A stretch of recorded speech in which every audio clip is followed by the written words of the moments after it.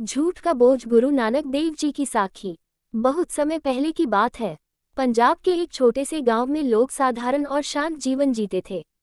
खेतों में हरियाली थी, कच्चे रास्तों पर बैलगाड़ियां चलती थीं और लोग एक दूसरे की मदद करते हुए अपना दिन बिताते थे।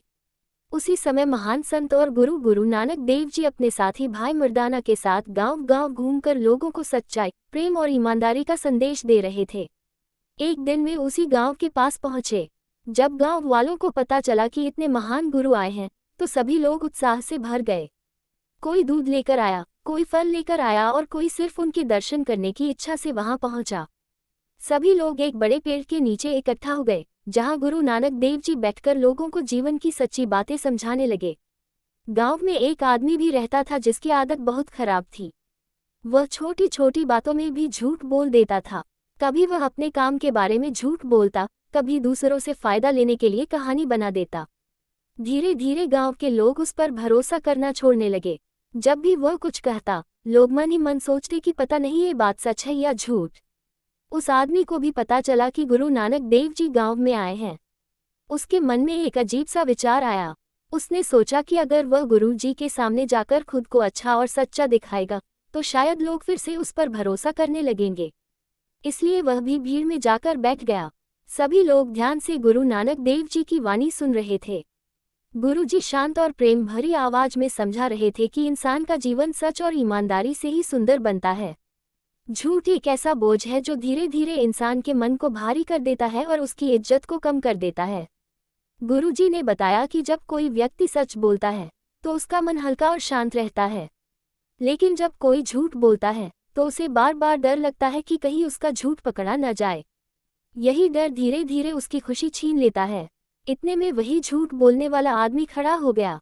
उसने ऊंची आवाज में कहा कि वह हमेशा सच बोलता है और उसने जीवन में कभी झूठ नहीं बोला। ये सुनकर कई गांव वाले चुपचाप एक दूसरे की ओर देखने लगे, क्योंकि वे उसकी आदत जानते थे। गुरु नानक देव जी सब समझ गए, लेकिन उन्होंने उस आदमी को डांटा नहीं। वे मुस्कुराए और बहुत शांति से उसे एक छोटा सा काम दिया। गुरु जी ने कहा कि अगर वह सच बोलने वाला व्यक्ति है, तो उसे एक थैला दिया जाएगा। उस थैले में छोटे छोटे पत्थर रखे जाएंगे। जब भी वह दिन में कोई झूठ बोले, उसे उस थैले में एक पत्थर डालना होगा। और अगर वह सच बोले, तो थैला खाली ही रहेगा। उस आदमी ने सोचा कि यह तो बहुत आसान काम है। उसने तुरंत हाँ कर दी। उसे लगा कि वह सबको दिखा देगा कि वह सच बोलने वाला इंसान है। अगले दिन उसने अपना काम शुरू किया।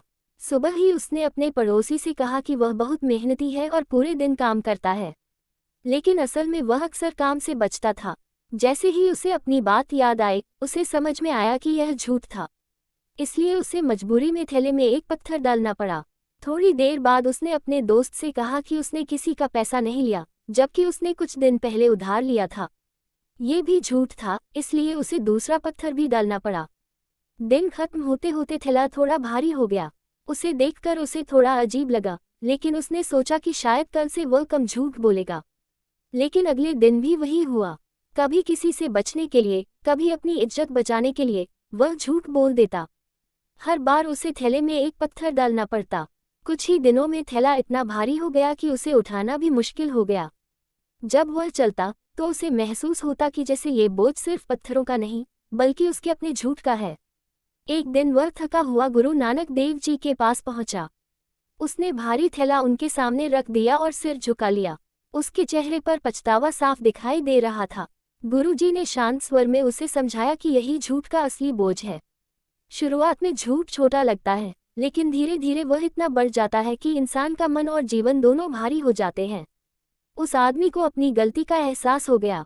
उसने निश्चय किया कि आज से वह सच बोलेगा और किसी को धोखा नहीं देगा। धीरे धीरे उसने अपनी आदत बदलनी शुरू कर दी।